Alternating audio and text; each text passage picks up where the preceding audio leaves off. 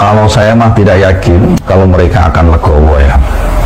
Sebab legowo itu membutuhkan kekosongan hati, membutuhkan kebesaran jiwa. Sampai hari ini saya tidak melihat rata-rata para habaib itu orang yang legowo, tidak melihat saya. Karena apa? Mungkin bisa jadi mereka sudah terlalu lama dininabubukan dengan kenangan-kenangan indah masa lalu.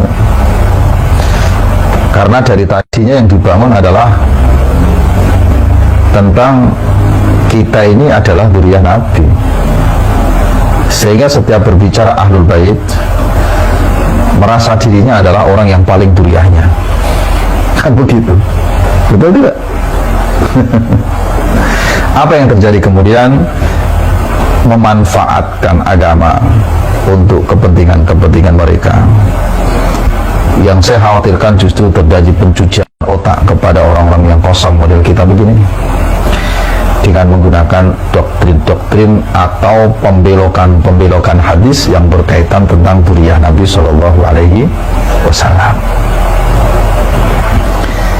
Kemudian apa yang dibangun narasinya? Yang dibangun narasinya itu begini: barang siapa meragukan tentang dzurriyyah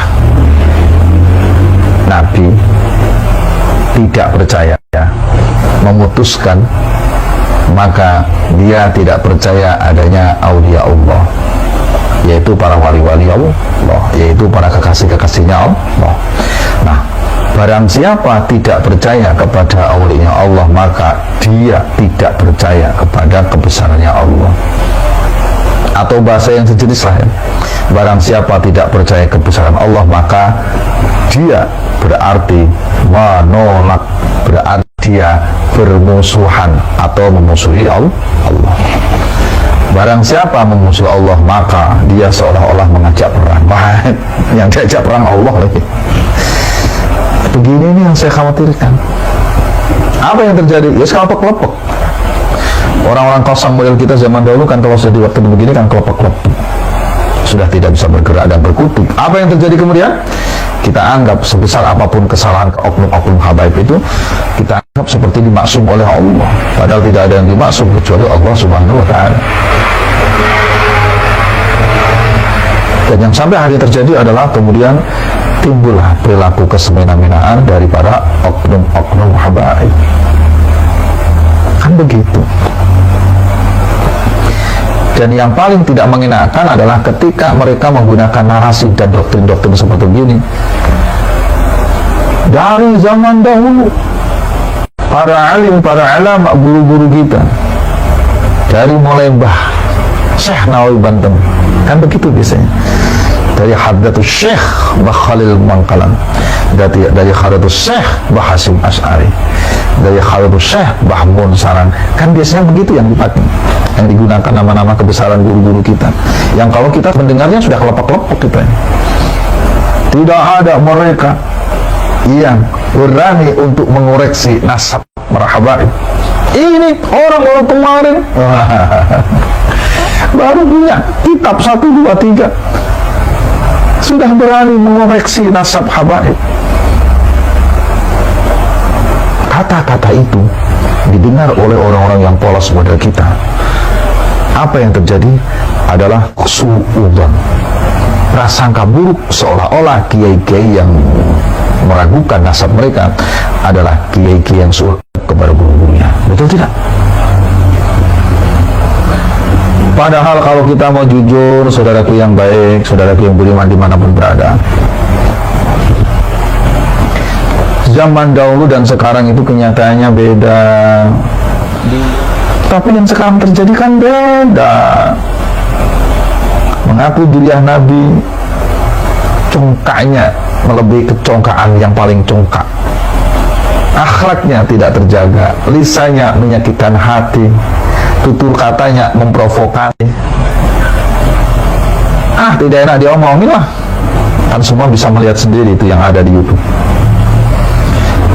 Apa yang kemudian terjadi? Ulama-ulama kiwari, ulama-ulama zaman sekarang kan bertanya-tanya, apa benar sih orang model begini ini dzurriyyah Nabi? Ditambah lagi dengan masalah pernasaban itu sudah ada sejak dari zaman bahula. sudah ratusan tahun bahkan ribuan tahun yang lalu. Akhirnya para ulama-ulama yang punya keberanian dan alim ulama punya ilmu inilah mereka membuka kembali kitab nasab, dan benar ditemukan bahwasanya diriah Sayyid Ahmad bin Isa tidak ada ditemukan di kitab-kitab yang tahunnya mendekati tahun saat itu adanya seorang putra beliau yang disebut sebagai Ubadiyah atau disebut sebagai Abdullah.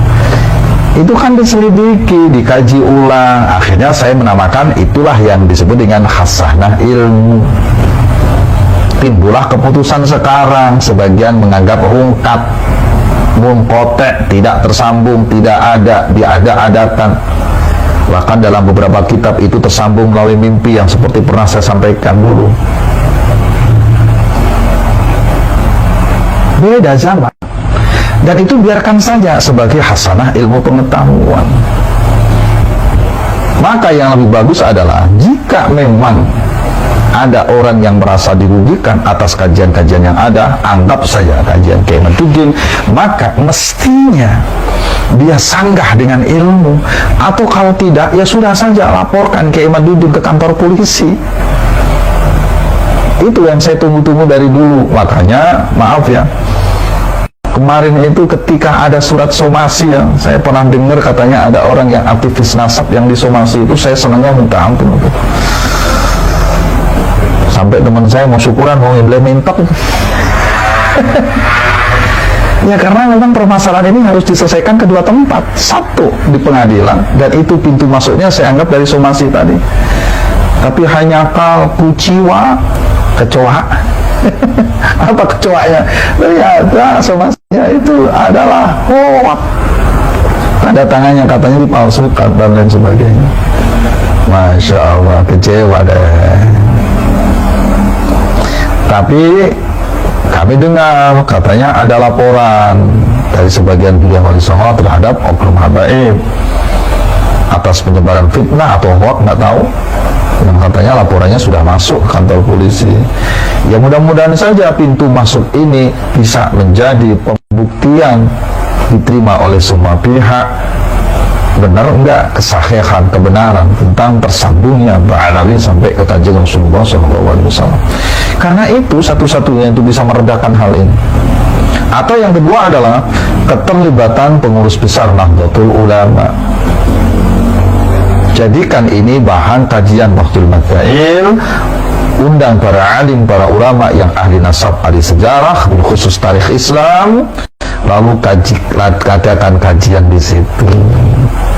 Kemudian fatwakan hasilnya. Itu salah satunya. Kenapa mesti NU, Gus? Ya dalam hal ini memang yang sangat banyak dilibatkan adalah warga NU. Baik NU secara struktural ataupun warga NU secara kultural. Kalau selain NU yang tidak banyak dilibatkan, yang heboh masalah nasab habaib ini, betul tidak? Alhamdulillah.